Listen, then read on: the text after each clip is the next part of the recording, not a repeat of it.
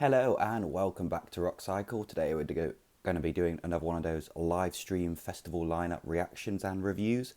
Although now, since I've been doing all these last year, YouTube's changed the rules on channels that can do live streams. So I'm going to have to just record this and upload this, so you can't do it as a live stream, which is a bit of a shame. You miss out on things like live chat and being able to get the video up quicker, which is always good for these kind of things, because I want to be the first one up there. I want to get the most relevant video for all those views. So anyway, if you want to help the channel out and subscribe, that would help us be able to do that again. But on the plus side, it does stop me doing something like a PewDiePie and accidentally belting out a load of racist slurs, so let's just hope that doesn't happen. Anyway, let's get into the actual lineup. So we're looking at Download 2020. Now, one of the good things about being able to do it this way, I guess, is that I'll be able to show you the lineup up here, hopefully. So first of all, let's just go through the headliners. You got Kiss. Kiss is one of my favourite bands, I think. Well, I don't know about favourite, but it's up there. They're a good bit of classic glam metal, glam rock. They're all quite enjoyable. They have a solid back catalogue and quite a few good songs out there. Plus, they're in the process of their farewell tour at the moment, so it's good to get them. Maybe they're probably will be their last ever UK show. They are actually going to be breaking up at the end of this tour, so it's good to be able to see them while you finally can. Next up, we've got Maiden. I've really got no idea how these guys are still going. It's been so long since they started. A good bit of classic British metal. But really, they weren't at the festival that long ago. I think it's 2017, 2016, I might be wrong. So it doesn't really make them too exciting to have again as a headliner. And same with the next one, System of a Down. They weren't there that long ago. I think 3 or 4 years ago, more or less that. So it's not that exciting to have them back. Yes, they've got a solid back catalogue of songs. Plenty of great songs, and they deserve to be a headliner easily.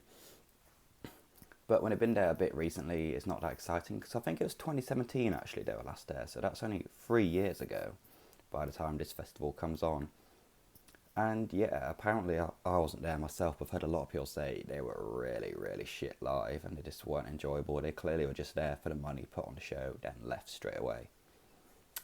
So overall, it's a solid set of headliners. They're pretty good, but it really is the whole problem with Download in general, is that there's no fresh blood there. I'd love to see them give a chance to bands like Parkway Drive, A Day to Remember, Ghost, probably even Bring Me the Horizon, though I'm sure that'd be a bit controversial after the Ammo album. When they're constantly recycling the same 15 or so, probably not even that, bands to headline, they're very good bands. They've got so many great songs and they're exciting to see, but you lose a lot of that excitement when they were only there a few years ago. We need a lot more fresh blood in the Download lineup, because it's going to end up shooting themselves in the foot when in 10 years' time, when all these bands are retired and they're not out there anymore, they're not going to establish any of the new generation of band as headliner level. So let's get into the rest of the lineup anyway.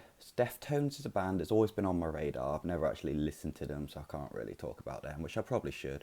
But I know they're a decent band, they deserve to be up there. Korn, I do quite like a good bit of new metal and alternative metal. They're quite enjoyable. I saw them live at Leeds Festival a couple of years ago, and it was a pretty good show. I did quite enjoy it. Next up, we've got Offspring, another solid band. Got a fair few good songs out there. We've got Georgia.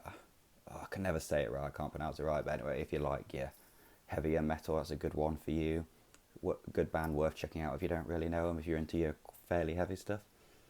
And then we have Disturbed. They're worth seeing just for that ooh wah alone. Like, that's all you only need to know. But yeah, another pretty decent band. I'm surprised they're that low down on the lineup. I thought they could be a fair bit higher up. Then we've got a few more acts on there. I don't really know Ailstorm or Doughty, I think it is.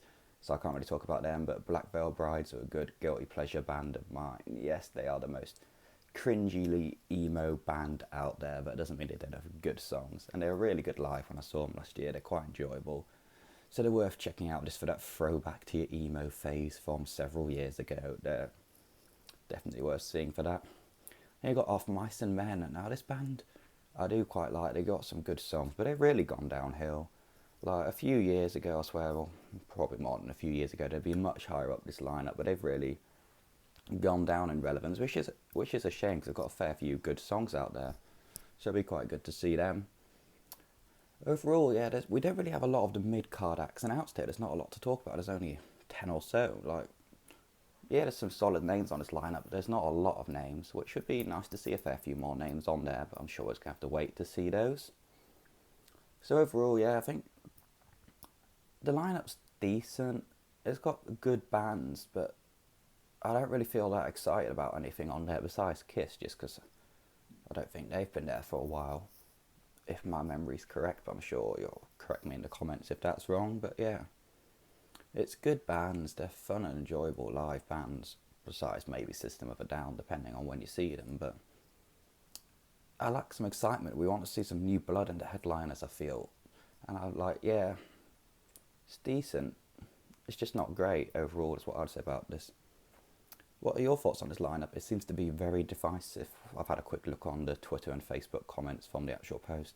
Some people are loving it and some people hating it, and there seems to be quite a few other people saying, yes, it's quite stale and a bit boring, this lineup as well. So what do you think? Do you want to comment down below? Do you think it's a good lineup? Do you think it's not? If you want to like, share, subscribe, etc., the usual YouTube crap, that would also be great. Now, we may be going to download with the channel, maybe doing like vlogs or videos from there, but that's just going to depend on whether I can get people to go with me or not. Because it's quite a tricky time of the year for us, because it's right around the time of university exams, which we've all got to do, unfortunately. So I may struggle to be able to actually go to it, so I'll try my best to and bring some good content from there, but we'll see. Anyway, I'll see you in the next video.